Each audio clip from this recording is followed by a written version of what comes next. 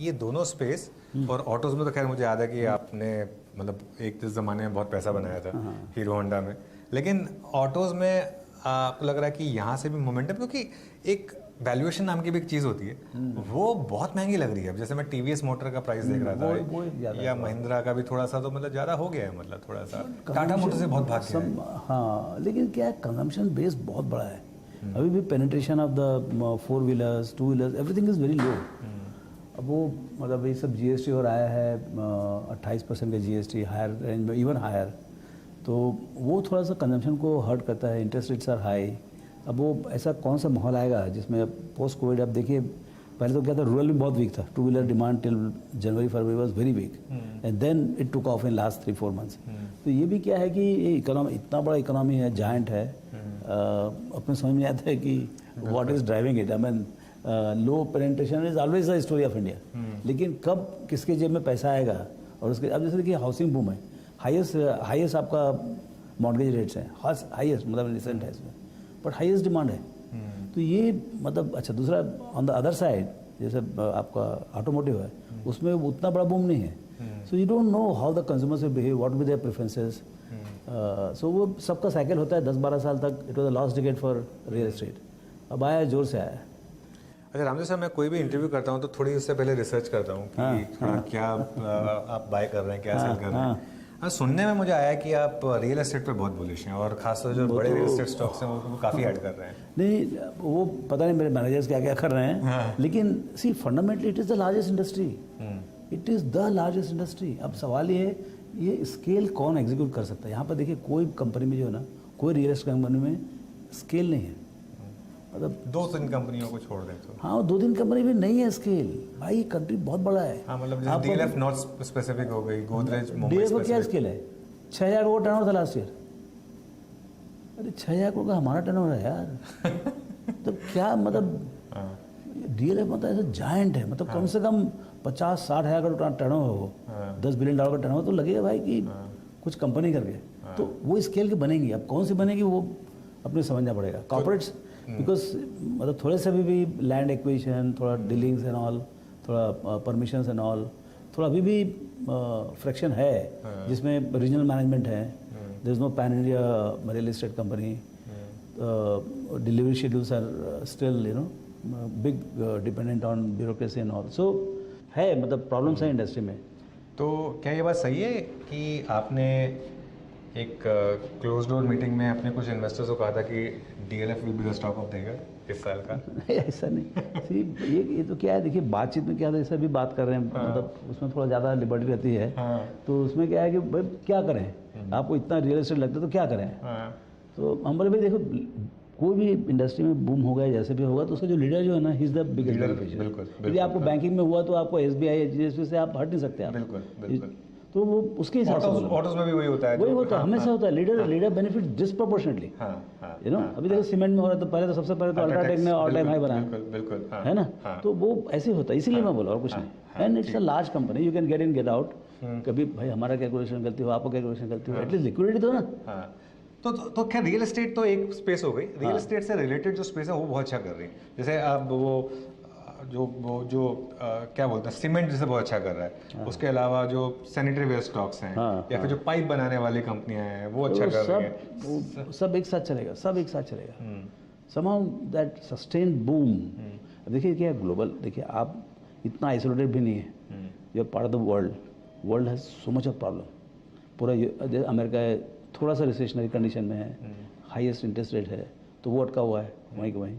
Europe पूरा तो बेचारे लड़ाई झगड़ में लगे हुए हैं। ये 2 ब्लॉक तो गए। रशिया सॉरी आपका चाइना जो है वो अब खुद ही अपना मतलब प्रॉब्लम खड़ा कर रखा है, सबसे लड़ाई झगड़ा कर रखा है। तो बचा क्या, वी आर डूइंग वेल। लेकिन भाई आप ये समझिए कि बाहर सब आग लगा हुआ है, हमारे यहाँ शांति है। तो वो थोड़ा सा जो है ना, जैसे 2003 से 2008 में जो सुपर बूम हुआ था उसमें the world was aligned. World was growing at 5% and then we are growing at 7-8%, 9%। तो वो चीज़ जो है ना, अभी जो अपना ग्लोबल का जो बेनिफिट मिलने का है वो अभी नहीं है। तो वो एक पोर्शन 1.5-2% का, जहाँ पर आप कुछ भी बनाओ, everything can be exported. You know there is enough product demand in the outside Europe America वगैरह, वो बात नहीं है अभी। सो उसी कारण से थोड़ा सा जो है ना पैची हो जाता है। कहाँ जहाँ पर डोमेस्टिक डिमांड आता है वहाँ पर आपको बूम आता है and then the moment it's अभी से आईटी है, सडनली आईटी थोड़ा ठंडा हो गया, IT is the second largest. हाँ, तो लेकिन आईटी में अब आप सिलेक्टिवली बाय कर रहे हैं? मैंने सुना है कि फंड्स में आपके स्पेशली मिड कैप आईटी में तो काफी मिड कैप आईटी जो है ना, जो आपके एक फंड मैनेजर से मेरी बात हो रही थी लास्ट वीक, तो ऑब्वियसली मैं नाम नहीं बताऊंगा उनका, लेकिन वो मुझे कह रहे थे कि हम मिड कैप आईटी भर भर के ले रहे हैं इस समय। ले रहे हैं हम लोग। हाँ, या मतलब see longer term outlook for the industry is very good, this is the best industry of India and India story is dependent on them. तो अब सवाल ये है कि जो पब्लिक मनी होती है उसमें आपका 1 से 3 साल का जो आउटलुक होता है, वही 10 साल का आउटलुक तो बहुत बढ़िया है, लेकिन 1 से 3 साल का आउटलुक कैसा है वो एक इम्पॉर्टेंट होता है। तो उसी कारण से we are building selective, very cautious, लेकिन yes we are not zero. Okay, ये बुल देखिए यहाँ एक्चुअली सर के ऑफिस में आपको बहुत एक बुल मतलब हर जगह है, मैंने देखा है, मतलब बड़े बड़े बुल्स आपने लगाए हुए हैं यहाँ पे, तो आप इनहेरेंटली बुलिश हैं वैसे market. Think equity, think Motilal Oswal. Think equity, think Motilal Oswal, बिल्कुल। तो चलिए फिर तो ये तो बात हो गई जो बड़े सेक्टर्स हैं उनकी। उसके अलावा रामदेव सर इस समय आप और कौन कौन से थीम्स पर बुलिश हैं?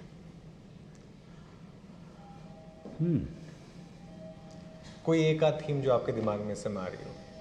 देखो सी थीम यदि बोले ना आप, तो मैंने एक प्रेजेंटेशन किया था लास्ट ईयर इसमें AGIC में, जो 75 ईयर्स हुआ, तो बोले भाई कुछ प्रेजेंटेशन आते हैं, हमारा भाई क्या ट्रिब्यूट है इंडियन इकोनॉमी के लिए। तो हमने आया था compounded past compounded future. India का मतलब लास्ट 75 ईयर्स बिन कंपाउंडेड, मतलब लाइक देखिए पाकिस्तान की स्टोरी और इंडिया की स्टोरी सेम विचार हो गई, where is Pakistan, where is India. So जो वो एक तरफ नीचे खत्म हो गया और ये दूसरा जो है ना, लेकिन हमें थोड़ा बड़ा टारगेट करना चाहिए। नहीं सुनिए तो, then what I am saying is, why I am saying this, we started on same date and same geography, same people, same level of income, same level of skill, सब कुछ सेम, नदियाँ पहाड़ सब सेम था। And today what it could be, see when you compare with Japan और some other country, then there are 2 different cultures, 2 different background. तो ये क्या है, ये बहुत कम कंट्री में होता है, सब कंट्री में होता है। मुझे लगता है कि देयर इज एन अपॉर्चुनिटी जो लास्ट 25 साल में हुआ इंडिया में, 9% से ग्रोथ किया है, dollar growth India, world growth किया 5% dollar, I am not talking about nominal dollar, not real dollar. तो नेक्स्ट 25 साल भी जो है India is most likely to grow at 9% at least dollar growth. तो ये जो कहानी बनेगी यहाँ से, जो आपके अभी 3.5 ट्रिलियन है या 3.75 ट्रिलियन है, वो जो 25-30 ट्रिलियन की कहानी बनेगी, जो हमारे 15-20 साल 25 साल का जो लास्ट हमारा जो इनिंग हुआ इसमें, वो सबसे ज़्यादा एक्साइटिंग है। तो इसमें क्या होता है, जब आप कंपाउंडिंग में होता क्या है, जब when you go from 1 to 10 it is 25%, but what is the delta 9, है ना। When you go from 10 to 100 again growth rate is what 25%, but what is the delta 90, so it is 10x move. So India का जो है ना 10x movement has come now, 10x movement has come. चलिए आज Ramdev sir ने एक headline दे दी हमको, India's 10x movement has come. Ramdev sir, पिछली बार जब आप हमारे स्टूडियो आए थे तो आपने एक बात कही थी न्यू एज स्टॉक्स को लेकर। लास्ट ईयर बबल था और वो सारे स्टॉक्स में बहुत पनिशमेंट देखी हमने, कुछ स्टॉक्स तो 80% तक गिरे।